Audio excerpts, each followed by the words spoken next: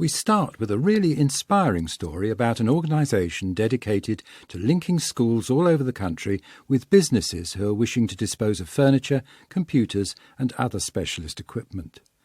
Alicia met up with Lindsey Parslow, who came up with the idea, which is helping schools to improve the environment and the quality for the education they provide for their students. Now, tell me, Lindsey, how did this all start? It started actually quite a long time before the pandemic, but the pandemic has actually affected the way we work and the amount of things that we're being offered. My background's in travel and hospitality, and I have a lot of clients who are in the Mayfair and City area of London who always had things that they didn't need. So they would be moving or changing things in the office really and upgrading things. And I'd always been a school governor or involved in school groups. And so I had first-hand knowledge of the sort of furniture that they have in the classroom and in schools and those lovely things that they have in Mayfair and the City. And so to see companies struggling to find something to do with them and then to have to be faced with recycling, and recycling is destroying things, however ethically you do it. So it was to persuade them to give them to schools, because if we give schools office infrastructure and we give them desks and chairs that are of beautiful quality, then it saves schools having to buy things. And everything they save money on then means that budget can go back into teaching and learning. And I think as we went into the pandemic and my travel and hospitality wasn't doing so well, it was my opportunity to take a really good sabbatical, concentrate on the charity and see how many businesses were going to change the way they worked because of the pandemic and how much we could get into schools. And of course, it's been phenomenal. It's been an amazing journey. Yes, of course, you actually sort of seem to hit on the right thing at the right time with both the green credentials and now more people working from home. So you can see this becoming very much the thing of the future. Absolutely. So there's a big thing in business and definitely within the government at the moment about sustainability, climate change, the circular economy. We're coming up to the COP26 summit in Glasgow this year, where circular economy means using everything for the whole of its purposeful life. So passing on things that still have good quality life in them. And schools are just the most amazing place to send these things because their technology is 10 years old before it's replaced, so laptops and computers, where businesses change those things every 3 to 5 years. Furniture in schools is changed over decades. There's probably still the same furniture in my school that was there when I was there. And it's about upgrading those classrooms. And because we link the businesses with the schools that are getting the things, it means that they build that relationship as well. The business knows where its things are going. They get great pictures and videos, and children write letters and say thank you, which is just lovely. It's so worthwhile. And certainly in terms of climate change, it's absolutely the way forward. So which was your first project? First project was actually the schools that my children were at, so Rose Green Juniors and Bishop Luffer, because it's always better to ask the people you know. We gave some beautiful ergonomic chairs to Bishop Luffer, and we gave quite a lot of computers to Rose Green Juniors. And what was interesting is with getting more children online, we were able to actually see a change in the grades of the SATs that year, and that school went above national average for the first time. We're doing the BBC Give a Laptop campaign, where if we get every child online for the whole of its education, we will change grades and we will change outcomes for children because they have the technology and the connectivity that they need to do that. But now, how do you find the reaction from the businesses that you approach? They absolutely love it. They have been struggling for so long to find good things to do with the things they don't want. And if a business recycles their furniture, it will cost them £200 a tonne to do that. The furniture is then destroyed. So for them to have a school that's just there ready, willing and able to take the things, it's just lovely. You change people's lives and you change their futures and their outcomes. And for every child, you just want to give them the best. Absolutely. Well, what about any problems you encountered en route? I mean, it can't be that easy. It's actually one of the most simple ideas that was ever brought about. We were very ambitious at the beginning of lockdown, and we took on the Freshfields law firm, which was 700,000 square feet and 7,000 tons of furniture. And we just thought, well, just have a really good go at it. And we emailed all the schools that were registered with us, and 80 schools took all of that furniture. It was so incredible. It worked out well, so we were really happy with that. The one that probably was quite a shock to us was when we partnered with the BBC for the Make a Difference, Give a Laptop appeal. And we went on Breakfast TV, and we'd always said, if you give us 5 minutes, something big will happen and everyone will know about us and we'll be able to protect all this furniture from being destroyed. And we literally had 4,000 schools sign up, because schools sign up for free and everything they receive is free. And much as sometimes they think, oh, this is just too good to be true, because the fact that they are able to take and rehome and distribute this around their school is so helpful to the business. And then they send lovely thank you letters and photos, and that's really lovely too. But when all the schools signed up for the Give a Laptop, we hadn't actually worked out how we were going to get all the laptops to the schools. And we had so many inquiries, literally 1,000 emails a day. But then we talked to the schools and said, look, could we create you as a hub?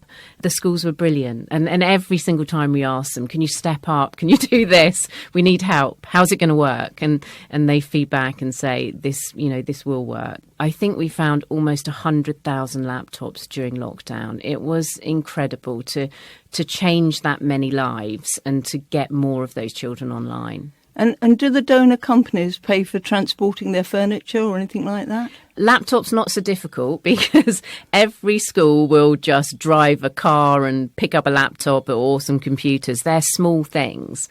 Furniture's big and it's bulky, and the businesses were going to remove it anyway. We're sort of the middle person in it all and connect all the right people and find all the schools that will want things. We rehomed a lift in a school. Freshfields had a small £30,000 lift that they didn't need, and we always like a challenge, so we'll always ask somebody if they'd be interested. And we found a school near Luton that had its first child arriving that was disabled, and they had actually been planning so that the boy would only have to use one half of the school and wouldn't have to go upstairs, and it opened up that whole building to that child. We gave a school in Croydon actually a microwave. There was other things, but they had a microwave as well. And then we got this lovely letter to say thank you so much, because productivity in the staff room has now doubled. We have a school in Alton which we gave some riser desks to, and actually St Anthony's School in Chichester, we've given riser desks to them as well. And sorry, what's a riser desk? Riser desks they're very smart. They're electric desks that you press a button and they go up and down, which means they're height adjustable, which if you're a child in a wheelchair, that's absolutely perfect. So whenever we get them, we donate them to disabled schools and to children that need height adjustable desks. And then they wrote us a lovely letter and said, for the first time, the boys that are in wheelchairs can sit in the lunch hall with the rest of the children, which was so lovely. And we actually went back to the company and said, oh, how fantastic for you to know that your desks have made that much impact and made such a difference. And they immediately were like, let's get some more laptops to them and let's see how else we can help them. And it's every single story makes a difference. Everything that people were loath to throw away suddenly has a new home. What numbers are we talking about? You said you got 4,000 new schools signed up in January. How many have you got in total registered? Oh, we're getting on for, it's well over 4,500 now. We've also got some schools that have registered in New York, so that's very exciting. Because we had companies that were donating to the Give a Laptop appeal, firms who had offices in New York that said, well, we're giving all our London devices to schools in the UK. Could we do something with our head office in New York? We'd really like to get involved. So we found some schools in New York, and we've also given them some laptops. So that's really nice. And we've had some schools signing up in Germany and Poland, and which is, I don't know how they hear about us, but that's amazing. Yeah, we're obviously a good story to share. You talk about we. Who else is involved apart from yourself as Chief Executive? So we have a Business Development Director, Matthew. We have a Head of Operations and the Logistics, which is the most amazing guy, Damien, who literally knows everything about moving furniture. So we just send him things literally every day now, and he'll work with the companies on those. We've got a lot of branches of Santander. We're doing all the capita closures. So we've got schools all across the UK. So of the 4,500, literally most towns and cities, we want to make sure the donation from each community will benefit that community, because that's the right thing to do, but also because we can't be transporting furniture huge distances. Although, having said that, we have had a school in North Wales that has travelled down to Chichester 3 times to our warehouse to come and collect furniture and technology, because the value of what they're getting is just incredible. So you have a physical base here in Chichester as well, then? We do. It's our first. We're desperate for more. And then schools can all come and collect whenever they need things. We've done quite a bit at Rumbleswick in Chichester. We put a new library in there. And they had some beautiful chairs from Bristol Myers Squibb. And every time I go to these schools, I'm like, I recognise all these bits of furniture and all the brands they came from. But we've also given them 58 laptops, which means every child at Rumbleswick from September will have online connectivity. We have been given so many meeting room sets of furniture, so there is not going to be a lot of meetings in offices, I don't think, in the future. But also it's so lovely that they get all these lovely things and all this beautiful furniture. And also, you know, we've looked at businesses that will connect for work experience, who will do online talks to schools, so you can, you know, nothing is nicer for a child than to find out how someone actually got their job and what they did to get it, and perhaps what their journey was. So it's aspirational for them. It absolutely is. And I know when we did some furniture at St Anthony's, and I'm sure Helen won't mind me sharing the story, when we spoke to her, we said we'd like to donate some furniture. And actually my sister went to St Anthony's, so I'm very fond of that school. Helen had said, well, we don't want to have too much change, because you have to be quite careful with children that have got special needs. So how about we do you a new office, and we'll do you a meeting room, and then no one has to see it except for you. We went back to visit when it was done.